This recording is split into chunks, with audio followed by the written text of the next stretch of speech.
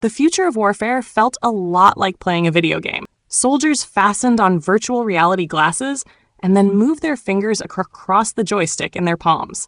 A small drone buzzed and lifted in response. At a military base in Texas last month, American soldiers trained on how to operate small quadcopters, the kind that now dominate the battlefield in Ukraine and are increasingly the weapon of choice for combatants around the world. With an explosive attached, a drone costing less than $1,000 can destroy a tank worth millions. For troops at Fort Bliss in El Paso, members of the multifunctional reconnaissance company, 6-to-1 Cavalry Regiment, the technology and tactics were still new. And for the U.S. military, that's a problem. Russia's invasion of Ukraine has spurred a flurry of evolution in drone warfare. So much so that the U.S., with one of the most advanced militaries and defense industrial complexes in the world, found itself behind. Most American soldiers lack the know-how for fighting with unmanned systems.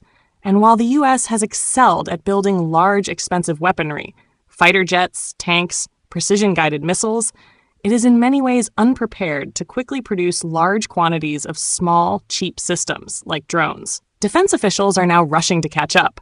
In July, Secretary of Defense Pete Hegseth circulated a memo to senior leaders aimed at accelerating the U.S. military's adoption of drones. In recent months, U.S. troops began building and 3D printing drones and training on simulators reminiscent of video games to learn how to guide small systems through windows, around corners, or into an enemy tank's hatch. This is not tomorrow's problem. This is today's problem. Major Gen Kurt Taylor, commander of the U.S. Army's 1st Armored Division, told CNN at an Army conference in Germany in July. And the first fight of the next war is going to involve more drones than any of us have ever seen. While military units are working to get up to speed, the U.S. still faces manufacturing hurdles to match the capabilities and production of countries like China, analysts and industry leaders said. A key challenge is that U.S. weapons can't contain Chinese parts for security reasons, but domestic alternatives are significantly more expensive. Ukraine has offered to help on drone production, as officials in Kyiv have sought to cement deeper ties with Washington to ensure Ukraine's future security. Though Washington has sent billions in weapons to Ukraine, Kyiv now sees its opportunity to send something back to the U.S. During a visit to the White House last month, Ukrainian leader Volodymyr Zelensky pitched President Donald Trump on a $50 billion deal to supply and co-produce drones with the U.S. Zelensky told journalists that the program, which hasn't been finalized, would deliver 10 million unmanned systems annually over 5 years. In the past 6 months especially, there's been some kind of radical change in the perception of how drones work and the development of the industry. Mikhailo Fedorov, Ukraine's vice prime minister who led the country's wartime effort to buy and mass-produce drones, told CNN. Fedorov said he's noticed a spike in demand for Ukraine's drone data, tens of thousands of drone camera videos depicting successful strikes on equipment, personnel, and buildings that countries and defense companies could use to train artificial intelligence systems. Fedorov said Kyiv could potentially leverage its drone innovation in exchange for more financial or material support in the future. This a geopolitical card that our president will consider how to use, Fedorov said. It would be a big help to our allies, and this is exactly the right relationship to have with them. We provide high-quality drones, high-quality data, and our expertise, and then we get back more security assistance. At a conference center in Wiesbaden, Germany, in July, Ukrainian military leaders presented a blunt assessment of NATO's need to invest in drones to a packed room of NATO military officials and defense industry wonks. Major Robert Madiar Brovdi, commander of the Unmanned Systems Forces of Ukraine, waged a bet that there is not a single tank of the road that could survive first-person view drones, known as FPV drones. You should also understand that our experience is super valuable for all of you here, as none of the countries have this kind of experience nowadays, Brovdi said through his translator. Major Gen Volodymyr Herbatyuk, deputy chief of Ukraine's general staff, told the crowd that while artillery and anti-tank missiles are vital, roughly 80% of Kyiv's success in hitting targets come from drones. It is not the future. It is the routine reality of how we wage our war, Herbatyuk later added. American officials have reached the same conclusion. Hegseth's July memo was repeatedly pointed to by military leaders who spoke to CNN as significant for getting drones into troops' hands faster. The memo emphasizes that commanders should embrace risk, not shy away from it, an approach that is, ironically, nearly antithetical to how the military does business. Lethality will not be hindered by self-imposed restrictions, especially when it comes to harnessing technologies we invented but were slow to pursue, Hegseth wrote. Drone technology is advancing so rapidly, our major risk is risk avoidance. Next year, I expect to see this capability integrated into all relevant combat training, including force-on-force drone wars, he added. That memo alone gave many commanders the top cover they felt they needed to move faster. But the Army had already been moving in that direction as part of a broader modernization initiative, bringing in new weapons and technologies.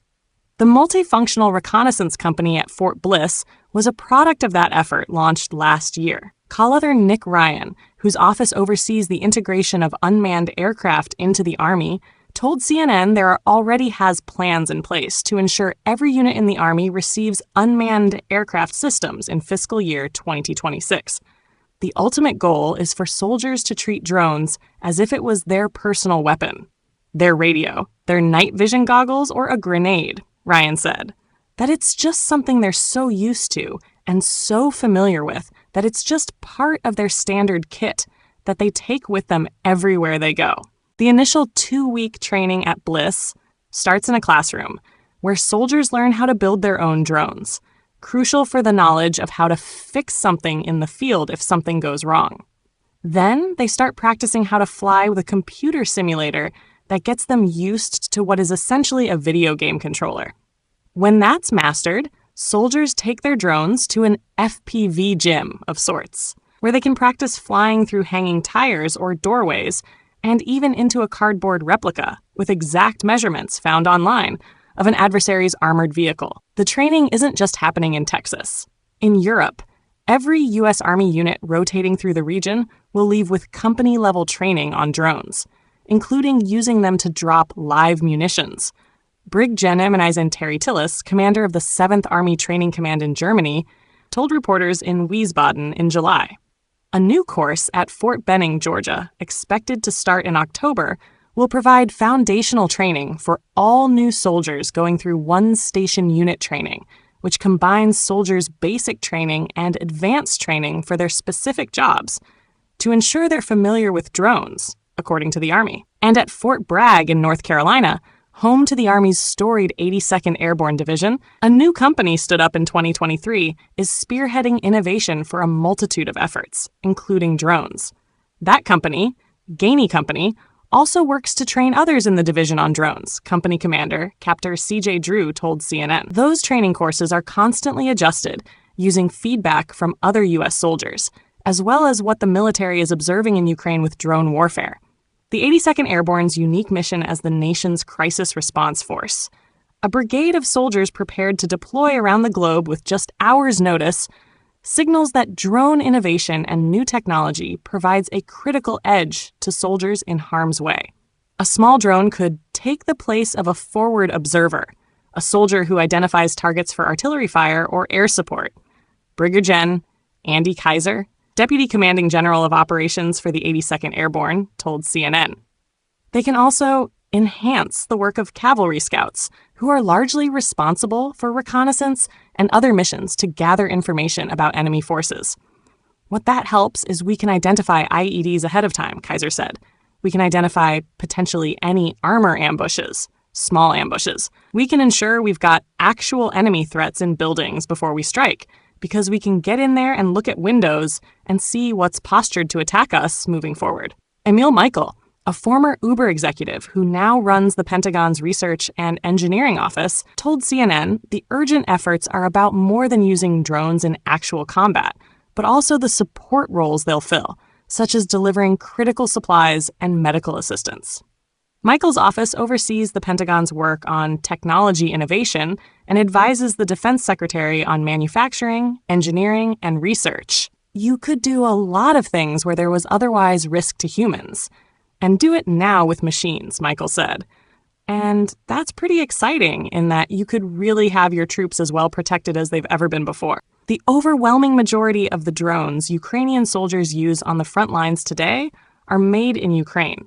However, in the early months of the war, US-made attack drones, 100 Switchblade loitering munitions, were included in American weapons assistance packages. The lightweight fixed-wing drones were reserved for Ukraine's top special forces units, a sign of how Kyiv prized the technology as one of the first modern weapons it received from allies. But the US eventually stopped providing Switchblade drones to Ukraine, in part because of feedback from Ukrainian soldiers that they weren't as effective as alternatives against Russian electronic warfare. Within the war, there is a technological arms race between Ukraine and Russia, each trying to improve on the other's latest innovation. That's given companies in Ukraine an edge over foreign competitors, which lacked the direct contact with soldiers in the field. The winner is who can update their technology the fastest, said Fedorov, the Ukrainian minister. Ukrainian companies were here on the ground and getting feedback, so they were able to overtake other types of drones that didn't really work. That's led some leading US drone producers, such as Neros and Anduril, to send teams to Kyiv and cut deals with the Ukrainian government to get their drones on the front lines. We didn't see a point in building an FPV drone and not bringing it to Ukraine, said Soren Monroe Anderson, CEO and co-founder of Neros. Neros earlier this year won a contract to deliver 6,000 FPV attack drones to Ukraine over 6 months. The company is just 2 years old and part of a new guard of U.S. firms in the defense industry sphere, traditionally ruled by giants such as Northrop Grumman and Lockheed Martin. Neros is a tech startup which got early venture capital funding from billionaire Peter Thiel. Frankly, when we started the company, the DoD was not very interested in what we were doing, Monroe Anderson told CNN. It was just a lot of buzzwords about a critical mass and building cheap drones, but no one knew what an FPV drone was, and no one cared about small quadcopters. Monroe Anderson said he took 30 FPV drone prototypes on his first trip to Ukraine. Neros went through so many iterations of its drone over successive trips to Ukraine. We just kept on the path of developing stuff based on the feedback we got from Ukraine and continuously testing it there and going over to Ukraine, he said. And then eventually, that became extremely valuable in the eyes of the DoD. The push for smaller, cheaper systems is an overhaul in the traditional way of thinking for the defense industry. Companies can no longer afford to take years to develop or update something that could already be outdated by the time it's put into the hands of a soldier on the front lines. Chris Bowes, president of Anduril Industries, says the problem is that the Pentagon historically has treated drones the same way it treats the acquisition of any kind of large defense item. And you basically have to model the acquisition of these kind of lower-cost, autonomous, uncrewed systems as basically the inverse of our traditional military capabilities, Bowes said in an interview with CNN. While Ukrainian companies typically use cheap Chinese parts and chips in their drones, those components are prohibited in U.S. weapons. Monroe Anderson said Neros quickly realized making those parts in America was in some cases literally 100 times more expensive. Producing high volumes would bring the cost down, but there isn't enough demand. And since Chinese companies like DJI already rule the consumer drone space, American FPV drone manufacturers are dependent on Pentagon contracts, which haven't been for large volumes yet. The Pentagon's Replicator Initiative, announced in 2023 as a program intended to drive large-scale production of cheap systems for the U.S. military, set out to build just 3,000 drones in 2 years. The state of the industry is pretty abysmal. Monroe Anderson said, Neros produces 2,000 drones per month, and we have the highest rate drone manufacturing line in America, which to me is crazy because that is not that big of a number. Ukrainian companies have increased their production capacity to produce 4 million drones this year, the country's defense minister said in June. That includes Ukraine's impressive arsenal of long-range attack drones, some of which are capable of striking targets more than 1,000 miles away. Ukraine has also developed a line of naval drones that have successfully combated Russia's larger fleet in the Black Sea. To incentivize Ukrainian troops and drone units, Kyiv created a points system that rewards each successful strike recorded by video. The more points a battalion or company score, the more drones they receive to continue hitting targets. Those videos, Fedorov said, now comprise the drone dataset other countries want for training artificial intelligence models. But Ukraine remains open to foreign drone manufacturers, and Fedorov said the country has pitched itself as a testing ground for defense companies wanting to see how their product performs in real war conditions. Brave One, a defense technology incubator affiliated with the Ukrainian government, recently launched a Test in Ukraine initiative for defense companies to apply for their weapons to be used on the front line. As the drone proliferation on both sides increased, the battlefield crawled to a freeze. Anywhere within 15 miles of the front line is now considered a no-go zone because that's where most drones can reach.